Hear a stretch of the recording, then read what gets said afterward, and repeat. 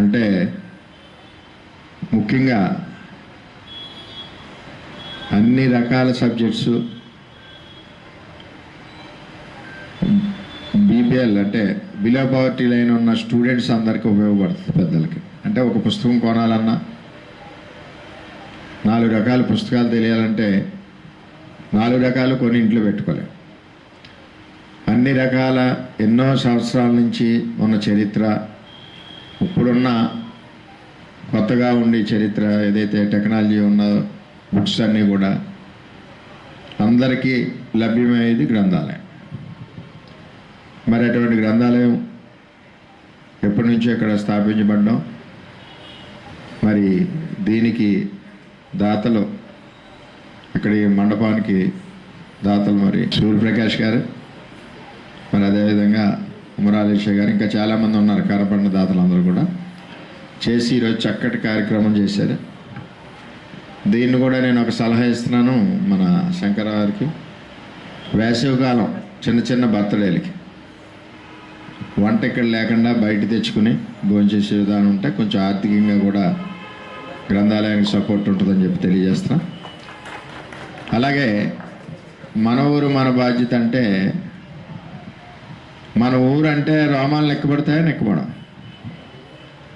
నెక్కబడతాయి అన్న వాళ్ళందరూ చేతులు ఎత్తని వాళ్ళు మన ఊరు కాదు.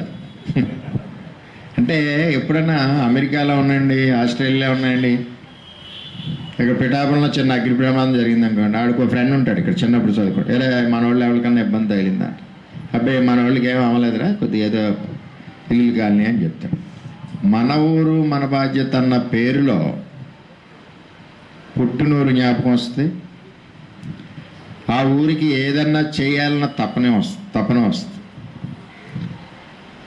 అది ప్రతి ఒక్కరికి ఉండాలి. ఇక్కడ చదువుకున్న వాళ్ళు కానీ, బయట ఉద్యోగాలు చేసుకునే వాళ్ళు కానీ, ఎవరి స్థాయిలో వాళ్ళు. మా ఊరు నాకు ఇక్కడ రాగానే, ఈ ప్రాంగణానికి రాగానే నాకు గుర్తుకొచ్చేది నా బాల్యము.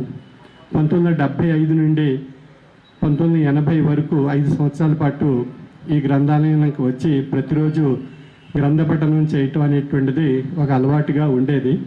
ఏ ఒక్క రోజు కూడా మానకుండా తప్పనిసరిగా వచ్చి పుస్తకాలు చదవటం, అనేక మంది పెద్దల యొక్క జీవిత చరిత్రలు పుస్తకాల రూపంలో ఇక్కడ మన ఈ లైబ్రరీలో ఉన్నాయి. ఎంతో మంచి విలువైనటువంటి పుస్తకాలు. ఆ పుస్తకాలు చదవడం, ఒక స్ఫూర్తి పొందటం అనేటువంటిది ఈ గ్రంథాలయం నుండి నేను నేర్చుకోవడం జరిగింది. మరి ఈ రోజుల్లో చూసినట్లయితే పిల్లలు గ్రంథాలయాలు మర్చిపోయారు, పుస్తక పఠనం మర్చిపోయారు. కేవలం ఇంటర్నెట్, దాంట్లో ఉండే ఇన్ఫర్మేషను అదొక్కటే. ఆటపాటలు పూర్తిగా మర్చిపోయారు. కేవలం ఆ యొక్క ఇంటర్నెట్లో ఏ ఇన్ఫర్మేషన్ అయితే వస్తుందో దాన్నే ప్రాతిపదిగా తీసుకొని ముందుకు వెళ్తున్నారు. అదేవిధంగా ఆర్టిఫిషియల్ ఇంటెలిజెన్సీ అంటే కృత్రిమ మేధాసు అటువంటిది ఏర్పడి అది మనకు అనేక రకాలైనటువంటి విషయాలపైన అవగాహన కలిగిస్తుంది. టెక్నాలజీ పరంగా ఎంతో అభివృద్ధి సాధిస్తున్నాం. ఆ సాధిస్తున్నటువంటి తరుణంలో మనం పుస్తక పఠనం ఉన్నట్లయితే మన మేధాశక్తి వికసిస్తుంది.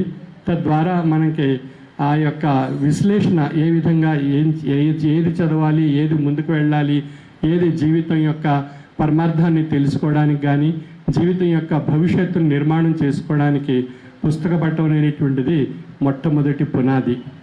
ఆ పునాది గట్టిగా ఉంటే ఎన్ని అంతస్తులైనా సౌధాన్ని నిర్మించుకోవడానికి అవకాశం కలుగుతుంది. మరి ఈ విధంగా ఈనాడు సమాజంలో ఏర్పడినటువంటి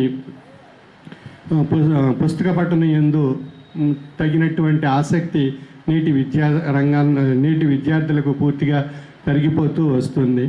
ఇటువంటి సందర్భాల్లో మనం పుస్తక పఠనం యందు విద్యార్థులకు ఆసక్తి కలిగించడానికి గ్రంథాలయాల యొక్క స్ఫూర్తిని కలిగించి వారిని ఆ గ్రంథాలయాల్లో ఉండేటువంటి అనేక పుస్తకాలు చదివేటువంటి అవకాశం తల్లిదండ్రులుగా, ఉపాధ్యాయులుగా, పెద్దలుగా మనందరం కూడా వారికి ఆసక్తి కలిగించాలి. అదేవిధంగా ఈ గ్రంథాలయానికి నేను ఆ పురాతనమైనటువంటి పుస్తకాల భాండాగారం ఎంతో ఉంది మన ఈ గ్రంథాలయంలో. అటువంటి ఆ గ్రంథాలయం రీసెర్చ్ కూడా ఎన్నో పుస్తకాలు మనకి ఇక్కడ లభిస్తున్నాయి. అనేక మంది పెద్దలు వచ్చి పుస్తకాలు ఇక్కడ చదవటం జరుగుతుంది.